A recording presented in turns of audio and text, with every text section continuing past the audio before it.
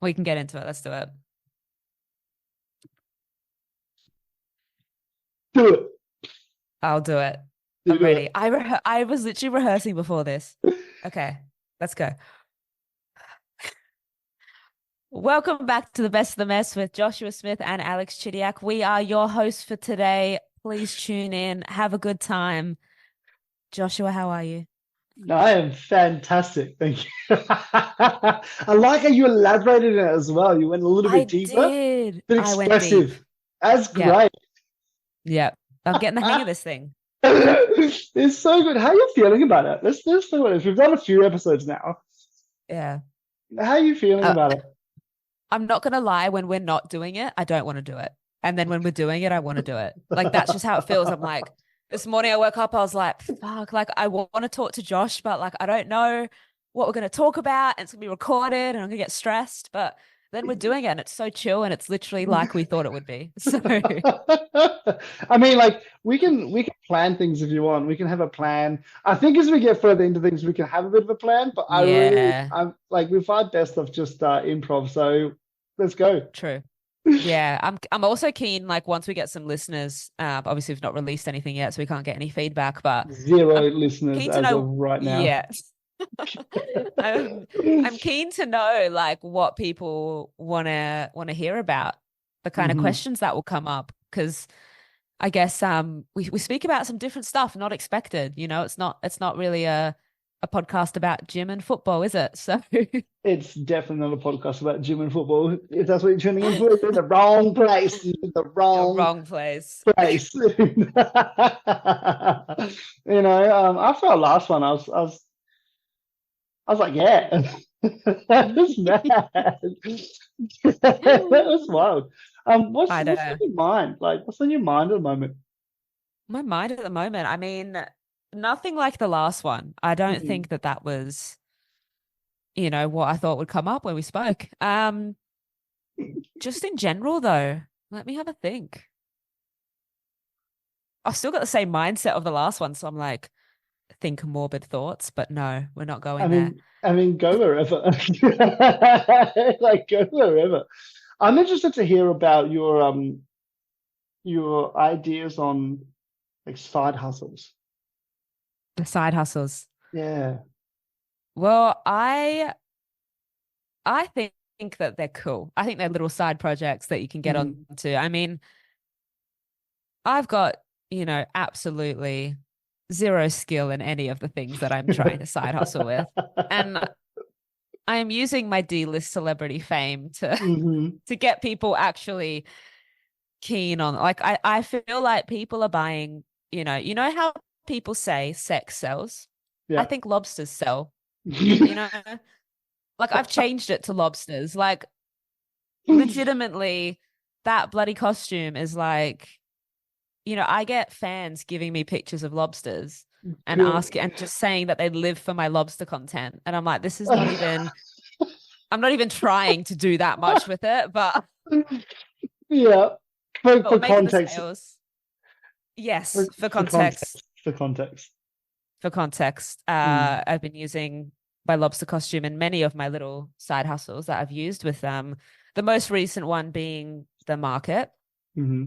Um, Other ones were promoting an online shop, Okay. popular app Depop, where you Uh-huh. can once again still sell clothes. You can sell any items.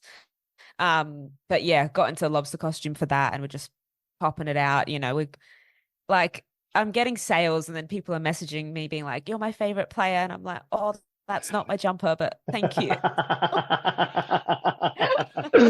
Yeah. Like it's, Okay. it's it's really sweet. But yeah, I think in general, side hustles, something that's cool. You learn new tricks, you learn new things. You're not just staying in your own lane. Like if I stayed in my own lane, I would say podcast, kind of a side hustle. We're not Mhm. making, millions off it yet, but I'm sure we'll get, many a sponsor. You know, one thing though, I still have zero sponsors and I'm That's hoping to get sponsors for this podcast. that's This is incredible. ridiculous. I think something needs to be said, right? If you had to do a sponsorship pitch right now, right? You could talk to any sponsors you want right now. To any sponsors, Who would mate. you want All you and have what to would you do, say? all you have to do is listen to any of these episodes. I promote tea. I promote Eurovision. I promote penguins. Give me something little, like little. I tried and failed with a company that like sells honey. Once again, really heartwarming messages. I thought I was getting somewhere, and they were like, "Oh, don't really see how we can make this work." I was so heartbroken. And they've just sent Wow. me a little care package on top of that to just really just Wow. yeah. Yeah. So it's I think the difficult thing is it's like, you know, technically I could have some sponsorships, but there's nothing that I'm interested Mhm. in. So I don't like a lot of the things that have come to me, I guess. I never use them in day-to-day life. It's not something, sometimes the companies aren't ethical or, just a bit random. So Mhm. it just doesn't feel right to partner with someone and promote a product that I don't actually believe in. Mhm. But the problem is the products I believe in just don't believe in me. So, so that's just what it comes back to. Have you ever tried to pull on your D-list celebrity status to try and, be like, hey, do you know who I am? Well, these are all me contacting from my Instagram account. Wow. Like you can see it all. Like it's not this random thing. Like you can see the photo of me. You can see that there's some credibility Mhm. in life stuff. But yeah, no, no. So look, it's okay. It's okay. Mhm. I would rather us get some sponsorships for this podcast so we can, become millionaires and go on holidays everywhere and learn all the languages and they'll be sick. Yep. Um, but I think bring it back to side hustles. I feel like the more things I do that's not in my lane, Hmm. my footballing lane, the more opportunities will come from it.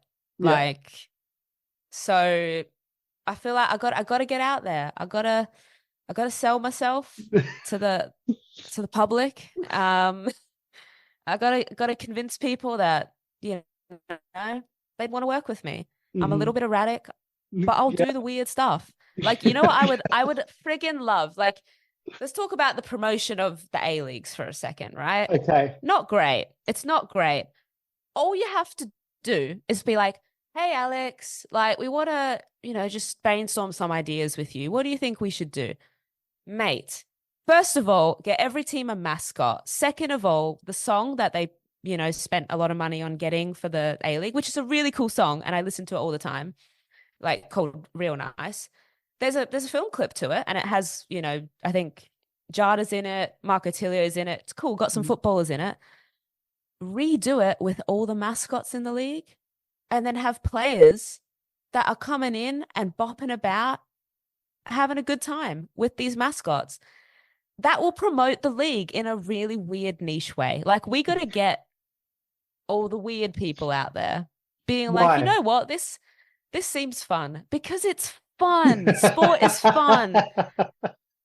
It's not it's not this like prestigious thing that you have to like all sports to get into. Like it's a great vibe out there, a great community. They don't hone into that enough. Hmm. And if you have a weird deformed mascot walking around, it's going to get people more engaged. 100% guarantee it. A hundred Um, percent. 100% guarantee it. Like I went to the Adelaide United games at Hindmarsh purely for the fruit chocks guy. I Hmm. wasn't that, I did end up really liking football, obviously, Hmm. but I wanted my free fruit chocks. I would run down like all the other little kids, push them out the side to get my little packet of 4 fruit chocks. If you haven't had them yet, go to South Australia, get a packet. Icon, absolutely iconic. But bringing it back again to side hustles. Hmm. I'm a fan. I think everybody should have a side hustle. I think it's a cool thing to do. It's a little bit different. You can get a little bit of extra cash in places that you didn't think. You'd meet different Hmm. people as well. You learn stuff. It's like it's life learning, Joshua. What do you think? Well, the reason I asked Mm, about what your thoughts are on side hustles is because I see a lot of the lobster on the socials, yes. and I see a lot of that, and I know a lot of what you do as well in your sort of downtime from football, and I really am intrigued by it because it's different to what I see from other players. Okay, so there's a kind of a Okay. serious side to this as well. Okay, and this is what I wanted to kind of get into. Like, and you kind of touched on some of the promotional stuff as well, which I think is great because I want to go into kind of that a little bit more, right? But Yeah.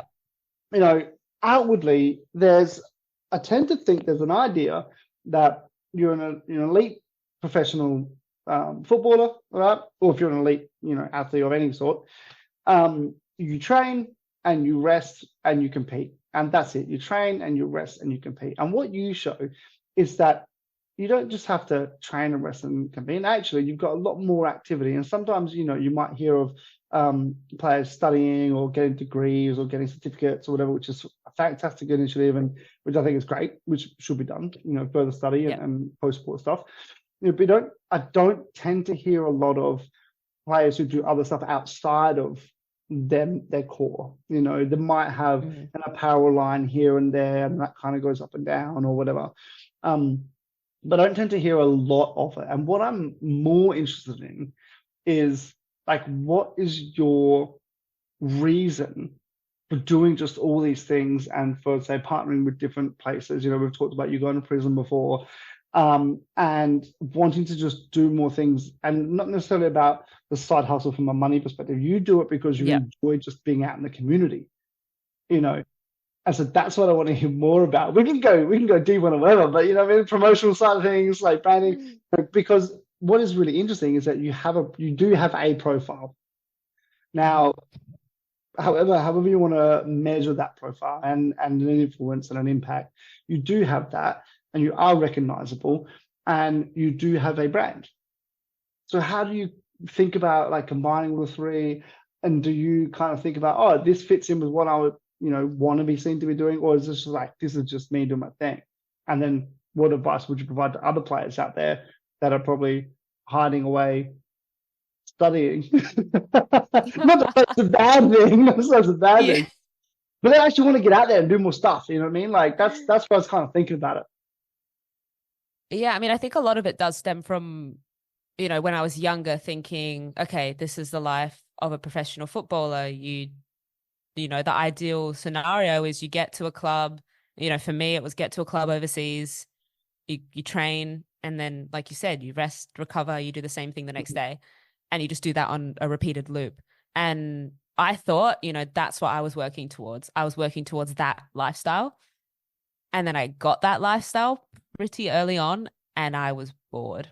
So I think it was like, okay, yeah, it's cool, but there's so many hours in the day. I don't want to just be sitting at home watching Netflix or watching a movie, wasting time, and then getting ready for the next day. Of course, rest and recovery is important as a footballer, but you need the mental break from it as well. So I found a lot of the time I would train if I had a bad session. And a lot of the times when I was overseas, it was tough. I wasn't playing, so I was just training. If the session was bad, the rest of my day was bad because I had nothing else to do. Mm-hmm. Um, so it was only when I started to, in the instance of Spain, learn the language and integrate more in the community there, then I had other things going on and I felt way more myself. And I wasn't just this footballer doing this thing. I was more than that. And I think that's, I guess, you know, why I'm known to be just myself on social media is I didn't see a lot of that growing up. I didn't see a lot of that from a lot of teammates. Everything's quite highly curated. It's, this needs to look good. Everything just has to look quite pretty.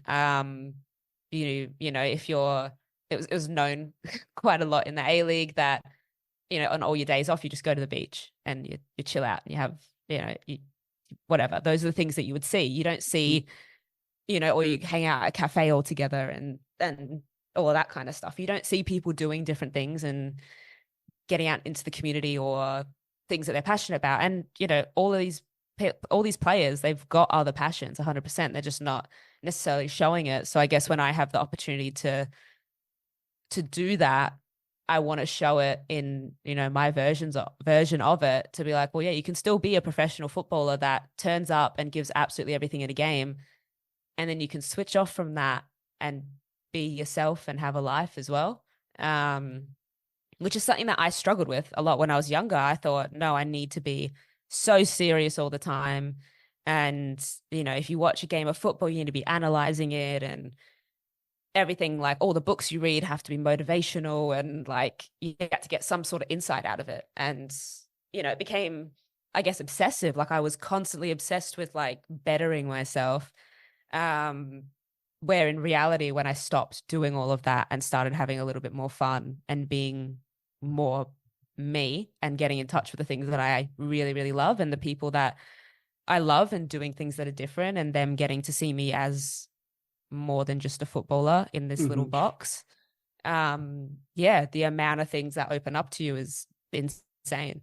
So, you know, from all these things, and you know, I never did any of this stuff on purpose to get opportunities, but, you know, opportunities have come from it, and ones that align more so with that, with, you know, speaking opportunities or getting invited to go out to, you know, community football programs and see them. And those are things that I want to do, but, you know, no one's going to ask you to do those things if they don't see you doing them either. And I mean, I don't put up absolutely everything that I do on social media.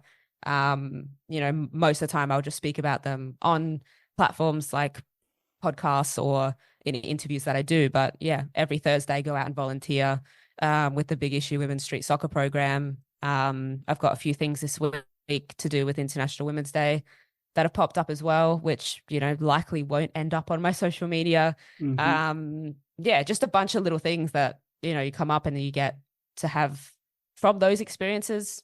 You broaden your community even more, and you get to hear about people's life. I think the thing that interests me most is having conversations with people that do things completely different from what I do. You know, like, you know, I go to training, I speak to all of my teammates, we're all experiencing the same thing. A lot of the time when you see each other the next day, it's like, oh, what did you do yesterday? Not a lot. You don't get a lot.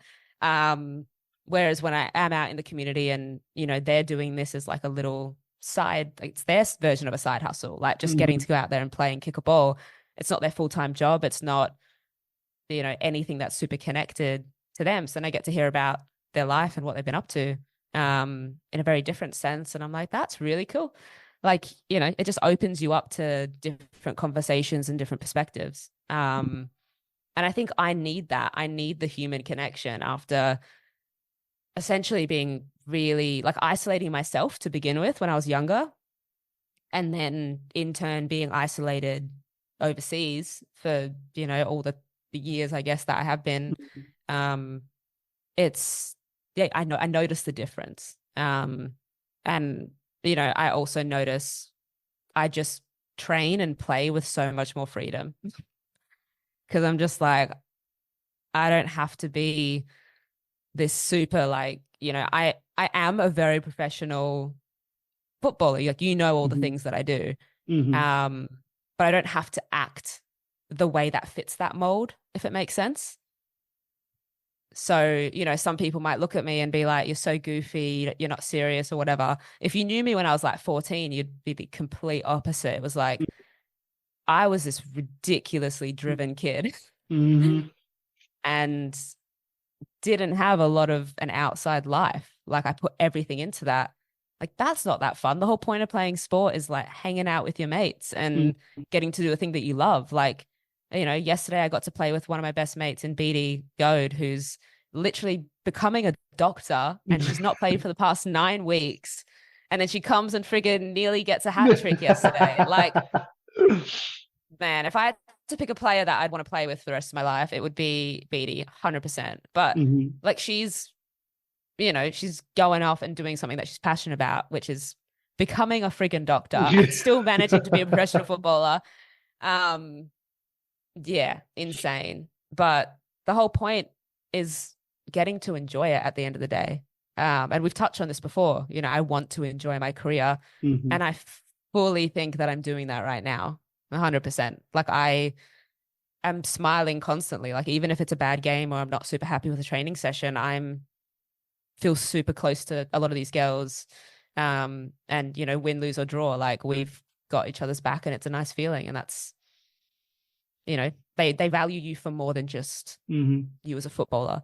So I guess to the wider public, them seeing that in turn, being like, okay, you don't have to be this certain type of person to be a professional footballer.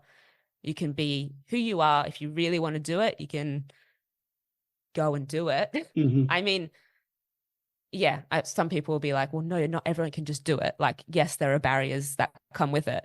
But, you don't have to like designer clothes or designer bags and spend all your money on that and go on holiday to Greece and Ibiza and like, like that, don't have to do this, I guess, the stereotypical football things. Mm-hmm. And post photos of you working out in the gym. Like, I would like, I mean, I would cop a lot of shit if I did, but man, my arms are looking good right now. You don't see them anywhere. All that upper body work, man. But I think it's a connection thing. People see that, they're like, I can actually, we're all so, like we've spoken about this before, we're all so fucking weird. Like the lobster costume encapsulates that. I have no doubt people have got some weird shit that they do at home, and they see that and they'd be like, oh, look, there's this professional footballer that's fucking tapped. Like, like, I want to go out and support her, see what she's up to. Like, like she can still, play football and be a lobster on the weekend. Like, sweet. So yeah, I don't know. I think it's become something that has made people feel more comfortable, but it was also my way of getting out of that mold of like, I can only post certain things and say certain things, can't make any jokes, can't have a stance on something, like be very strict with all of that. Whereas now I can, I guess, talk about slightly different things, and it's okay. So yeah, I think that's a pretty cool part of all the things that I've done. Because I mean, you knew me when I was younger and I was super driven and had nothing else but going to the gym with you, hanging out with you afterwards, talking about predominantly mindset stuff. Like I was wanting to get everything out of you, and there wasn't a lot of room for fun or anything else. A side hustle. Yeah, this kid needs, I think everyone needs a bloody side hustle. That's where we're going. It's like, goddamn, girl, get a life. I'm kidding. It was fun. Yeah, no, there's a certain humanity to it. There's a certain humanity to it, and that's what I see with you, which is great. Which I think is fantastic. And there's similarities in the feeling when I DJ, right? I do shit on the side. I do this kind of stuff, and being able to have that as an outlet allows you, like you said before, which is I'm so happy you said it. It allows you to play with more freedom. Yes, this is your main thing. Generally is always going to be something you spend the majority of your time doing to earn, to live, whatever, right? But it doesn't mean you can't do stuff on the outside that actually accentuate your character and add to your humanity and give you more depth and give you more dimension. It's always those with depth and dimension and eccentricities and different interests and whatnot that are able to, what I find is to be able to create more connections because you've got more diverse things to think about. You've got more things going on you can actually bring in and talk about. And I've always said, from a hustle perspective, I say hustle because I really hate that idea of that culture, but you know what I mean. From a side project perspective, I feel like everyone should at least try to earn themselves $1. Like earn your own dollar at any point in time, whether it's selling something, making something to sell. Obviously, you were going to sell something to get $1, but how you go about doing that, whether you're creating a service for people, whether you're helping people out do something, whether you're, op shopping clothes or go to markets and whatnot. There's a certain level of understanding, I think, that comes in how markets work and how the world kind of works, as well as giving that different dimension, as well as giving the different sort of diversity of conversation and diversity of connection. I think it's phenomenal. And so, another question that I had for you then, with all the stuff that you're doing, how much limitation do you have then for what you can and can't do? Obviously, you're contractually obligated to Victory, right? How much do they support in what you're doing? How much do they have to know from we can go team or from A-League, obviously, from what you've been doing before, because there's also this idea that, you are contractually obliged to do certain things and become certain things and whatnot, where you might not have as much flexibility or have as much freedom. What can you talk me through what that is like? So I actually never know. Yeah. First of all, we need to get back to your DJing, because I think no one really knows about that. So that's a sick thing. Yeah, I know. You're like, I'm a DJ. I'm like, I do know that you're a DJ, bloody boss. So sick. When I first found that out, I was like, what the hell? I think like I'm pretty fortunate with Victory in particular. They like me to kind of do my own thing when it comes to media stuff. Like I don't, you can just look at how I was announced with them this year. Like, we get to, they come with an idea and then we get to workshop it together, and it's really cool. There have been instances where, they've asked me to do an appearance. I think it was about,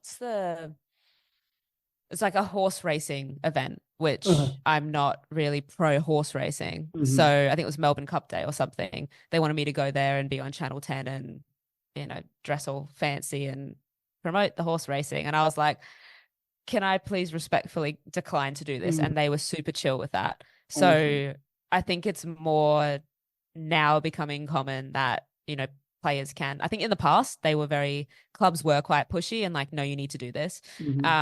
Whereas now they do listen to what players want to do a little bit more, and they can have a bit more of an input in that. And yeah, in terms of all the community stuff, I think like I'm not doing it under a Victory banner. I just do it as me. But now that I'm contracted all year round, I think I will do things under a Victory banner in that off season, and help build the community program that they've got going on. Because I think that there's a big lack in, I guess, all A-League clubs in the community section, where we kind of do like events and things, but there's not the actual real connection, and people don't leave there being like, I want to support this club. I think there's like a lot more we could be doing in that space, and a lot more that clubs can be doing to, it's not just about building a fan base, but just giving back to your community around you. Because once again, those are the people that are showing up to your games and wanting to support you. So, I know that whenever I was in school and somebody came and spoke from a different sport or something, I would be like, oh, I want to follow that team and that person and get to know more about them. So that was already a connection built in that. And I think we don't do enough in that space. Like I've not done any appearances this season. You've got a whole bunch of really high profile players within the league, a lot of Matildas in the league. I don't know how much is actually being done to capitalize on that and to get more and more people to the local games, because Matildas can sell out a stadium, incredible, and then you turn on an A-League women's match and it's like a couple hundred people in the stands. So where's the disconnect with that? Well, the big thing is, yes, the Matildas were very successful on a global scale at a World Cup, but also people love their personalities and connect with that. And that was really highlighted throughout the tournament, as people really got to get to know everybody and wanted more and more and more about that. So that's where the obsession is, and that's where people are wanting to connect. So, let players go out and do that. Like we can promote the league as players, instead of like, oh yeah, go support the women. Like that's when their game's on, sweet, it's a double header. Like, get people actually out and about in the community in like local areas, and just connect, just be genuine, not be like, hey, we have a game on this day, please come. Like let kids ask questions, let adults ask questions about what you're doing. Like we have so many players in our team that have to do that work, as well as play. And they've got really, really cool stories that haven't been shown, which is another thing I think A-League should do, is like a whole documentary on all the players that have been working throughout the, Hmm. inception of the league and are still trying to be, that like our professional footballers whilst working. Soon that's not going to exist. It doesn't exist in the men's, but soon it won't exist in the women's because we are progressing, Hmm. thankfully, um, in the right direction. But, you know, to look at what these women have had to do, I don't fall into that category. I've always just played football, but a lot of my teammates literally rush off to work like mid-session sometimes, or can't come on a Yeah. certain day because they have to work, because we don't get paid enough. So it's not fully professional. Understandably, they have to do those things. Um, but share those stories. Like that's what Hmm. makes us human. Like who wouldn't want to support somebody who's like, you know, in Beatty's instance, comes to training, like wakes up at 6 a.m., comes to training, trains from like 7 till 9, goes straight to the hospital and does a whole shift and gets home at 11:30 p.m. Like I'd want to support that person. Yeah. So, you share those kind of stories a little bit more. I don't know. I think it kind of works hand in hand there. But yeah, DJing, Josh, before this cuts out, because we need to talk about your DJing. Do we? We Do we we? do. We do. We need to talk about your DJing. Okay. What first got you into it? Good.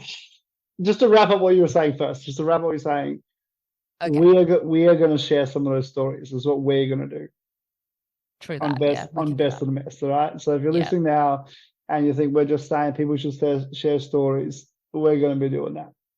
Stay Hell tuned. yeah. Okay. Yeah, yeah. All right. Wrap that up. Now, if you want to know about this, okay. Um, what made me get into it? I went out one night with a friend. So I had just started my personal training business, and I'd just been introduced to the actual possibility of running a business and what that's actually like, what it involves. Prior to this, all my experience with work was employment, you know, working for someone else, like in hospital, or working for someone else or nightclub, whatever. And my parents had always worked for other people as employees, so I never knew business ownership was a thing. And so I just started the business and started to, think about, expense and income and how you kind of think about these things in life, right? From a business perspective. Anyway, one of my friends takes me out one night and we go to a club. All right. It's kind of like a wine bar thing. And we go there and there's a DJ there. And she's just playing some cool music. She's got a drink on her DJ table, whatever it was. And I was just like, hey, can I ask you a question? Now, this DJ, her name was Jess, or is Jess, um, Mhm. knew my mate Billy. And so I was out with Billy. Anyway, Yep. and I said, oh, can I ask you a question? And obviously with Billy, she's like, yeah, no dramas. And I said, like, what do you earn per night doing that? Like, you're standing there, you're playing cool music, you got drinks, like, what's that price tag? And she's like, oh, at the time it was like, $150 for the evening. And I was like, wow. And I was like, I spend like $100 to $150 a night at that time, going out buying Yep. drinks, paying for club entry, all this kind of shit. And I was like, that's like a $200 to $300 turnaround in one night. If I play cool music and I'm sure I can get discount drinks at the bar, right? And that was literally the impetus. I was like, oh, this sounds like awesome. And then I was also like, so that was my first thought. The second thought was then, and people aren't going to be doing personal training in the evenings when you're DJing. No one wants to train at 11 p.m. at night, right? Or 10 p.m. at night or 2 a.m. in the morning, as some shifts I did as a DJ.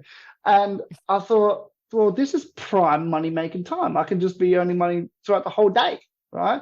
I'm starting to set myself up. And when I'm thinking about my future, okay, this is what I'm going to do.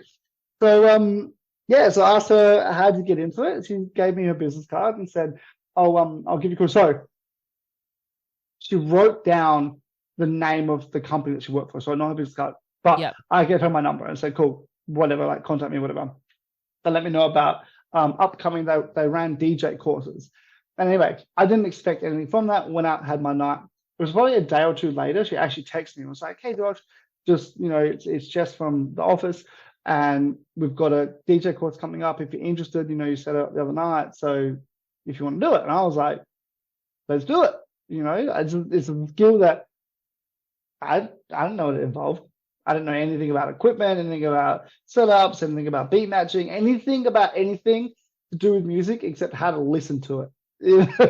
Like that's all I knew at the time. And then from there, I basically just followed the path. Like I went in, I did this course, which was more just like instructional, here's how to do stuff, right? And the company that ran the course was basically an agency, so they had a whole bunch of DJs out around town doing things, and they said, cool, once you finish the course, if you want to go and learn more, go out with them. You can get like hours signed off, and then you can become one of our DJs if that's what you want to do. Now I was like, cool, let's see where that goes. Here's some new people I can meet, and some new things I can do, some new skills I can develop, and I'm going to be playing cool music because I'm going to play music that at the clubs that I go to anyway, Yeah. And that's basically how it happened. So from there, they'd be like, you want to go out to a Friday night shift? I'd be like, yep. Saturday night, yep. Sundays, yep. I do it all. I would do shifts. I would do a 2-hour set between 1 and 3 a.m. on a Saturday morning, like Friday night, Saturday morning, at all different clubs around Adelaide. And then probably about 6 months or 9 months into it, the owner of the company was like, hey, would you be interested in doing weddings? And I said, tell me about weddings. And he said, there's set shifts of about 6 hours. It's better money. It's more responsibility, a lot more responsibility. Yeah. And the locations are generally out and about, which is why there's more money involved with it. And I was like, set shift, more money. I can plan my weekends around it. I get to provide a very set kind of, I know what I'm going into providing the party for people. I was like, let's do it. And so since that point in time and this current day, I've serviced over 400 weddings and probably close to 600 total functions, which has been like school formals, 21st, work functions, all this kind of stuff. So that's my little side hustle. We can talk about more of that in another episode if you want. You are literally the coolest person I know. Like, what the hell? Like, you see something, you're like, yeah, this is cool. I'm gonna do that, and you do it. Like, it's so rare. So rare, so epic. But yeah, we're about to run out of time. So epic. That. Thank you. Let's wrap this up, and okay. we'll get back on track with some other things later. But we can talk more about that. I've got a hell of stories on that sort of stuff and whatnot. Great. So once again, thank you for your time, and to